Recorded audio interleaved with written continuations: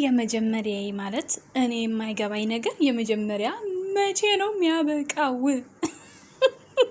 ቤተሰብ ሰላም ሰላም፣ እንዴት ናችሁ? ውድና የተከበራችሁ በመላው ዓለም የምትገኙ ኢትዮጵያውያን እንዲሁም ኤርትራውያን የቻናሌ ቤተሰቦች እንዴት ናችሁ? እግዚአብሔር ይመስገን እኔ በጣም ሰላም ነኝ። በያላችሁበት ሰላም፣ ፍቅር፣ ጤና እመኝላችኋለሁ። ፈጣሪ አምላክ ሀገራችንን ሰላም እንዲያደርግልን፣ ህዝባችን እንዲጠብቅልን ሁላችንም በየሃይማኖታችን እንጸልይ ያልኩኝ እንደተለመደው ይህን ቪዲዮ ስጀምሩ ላይክ፣ ሼር፣ ሰብስክራይብ በማድረግ ሰብስክራይብ ስታደርጉ ደወሉን በመጫን ቤተሰብ ትሆኑ ዘንድ በአክብሮት እየጋበዝኩ እንግዲህ አብርሽ የማያልቅበት ሰውዬ ዛሬ ደግሞ እንግዲህ እንደምታዩት አብርሽ ወደ ቤቱ ወደ አዲስ አበባ እንግዲህ ነፂ መታለች። እንደምታዩት ከሰሞኑ ማለት ነው።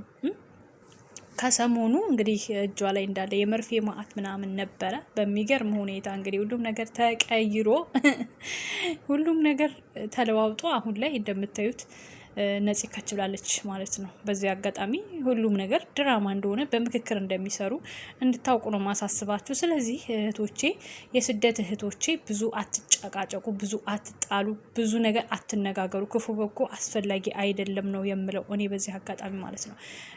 አብዛኞቻችን ስራ እንደሆነ እናውቃለን፣ ግን ደግሞ እርስ በርስ ንትርክና ጸብ ለኛ አይበጀንም። እኔ በወድቅ እናንተ ብትወድቁ እኔ ነኝ የማነሳችሁና ለራሳችን ሰላም ይሻለናል። ሁለት ፓርት መሆን፣ መከፋፈል፣ መጣላት ያለ ነው።